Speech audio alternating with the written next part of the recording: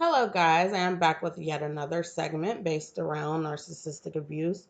And today I will be discussing with you all other manipulation tactics that they use to get their victims to subjugate to their will. You have to educate yourself on the language that they use to belittle you, to control you, so that way you'll know it when you see it happening to you. If you are not educated on this, it could be very damaging. Narcissists, even in the love bombing phase, they will start off making little jabs at you just to test and see how far they can go with you, because they do plan on going very far with their verbal abuse and more than that. You know what I'm saying? They'll make little comments like, oh, well, that dress is nice, but I don't think it really fits with your figure. And they didn't mean what they said at all about the half-ass compliment that they made to you anyway. So the compliment was pointless. They just wanted to insult you in a dressed up type of way. And you have to beware of those insults that come out nicely. Those are kind of the worst insults to get. Um, they have a myth, little fantasy in their head about having a special relationship with certain people. They'll kind of compare it to the Joker and Harley Quinn, but when you look at that relationship, wasn't it abusive as hell, right? The Joker was very abusive, and the relationship is not special, it's toxic. And you need to get the hell out before it's too late, because these people are very capable of destroying your soul because they don't have a soul themselves. And they are also very capable of taking your life if they rage hard enough. So you have to be careful with that. There's nothing special about an abusive relationship at all. Another manipulation tactic they will use when they insult you is they will claim that they did not mean it, or that they were just joking. Don't fall for the bull. They were not just joking. They did mean it. And when I do get mad at people, because we all say things when we get mad, right? I let them know that I meant what I said. I never say that I didn't mean it. If you didn't mean it and it came out of your mouth, who the hell meant it then? Makes no sense, right? No, you did mean it. You purposefully said something that you knew would hurt me. And that's that. There's no I didn't mean it. Don't fall for that. If anyone says anything foul to you during an argument or otherwise, they meant it. They might not have meant for it to go as far as it did, or they might be sorry for hurting you, but in the heat of that moment, they definitely meant what they said. Narcissists, another manipulation tactic that they use, is they will target your flaws and your insecurities. In the beginning of the relationship, they will see, and they're predators. So they have this glare at you. They're watching, they're reading you. They're very good at reading people.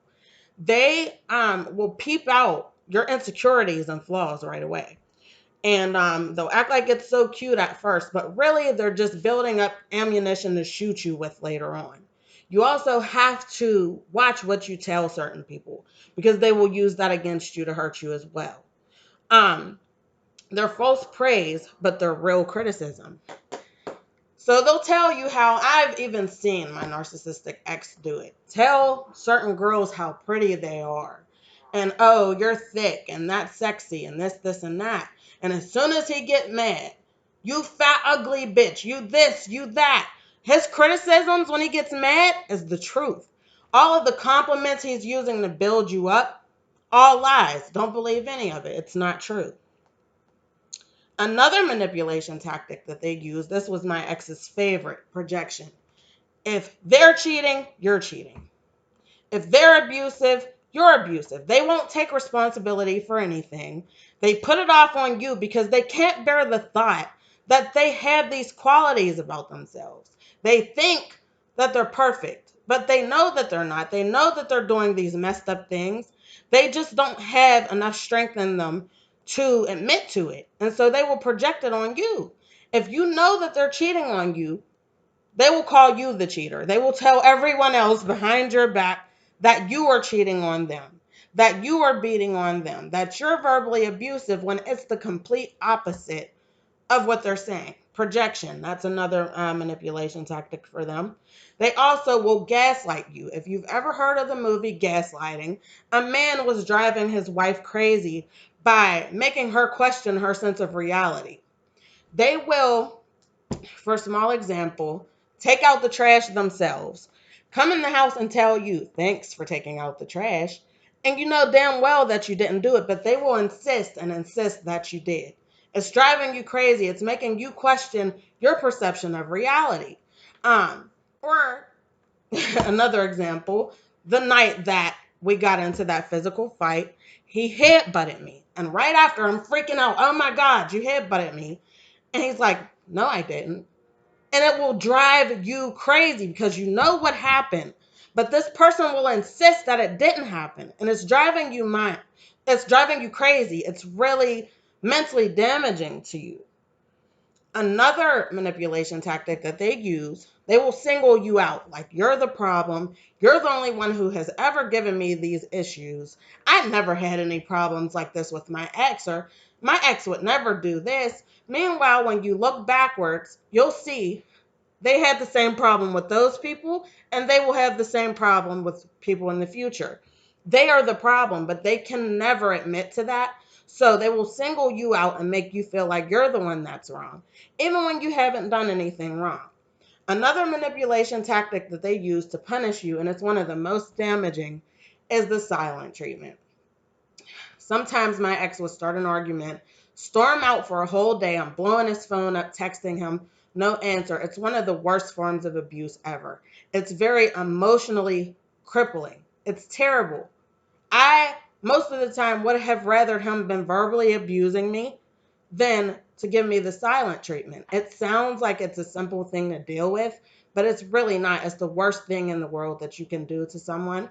And do not accept that kind of behavior. Do not accept that kind of treatment from someone who claims that they love you. If you guys have an argument and they need a break, they should be able to vocalize that to you. They should be able to tell you, look, I need space. I'm going to my mother's. I'm going here, or there. I will see you later.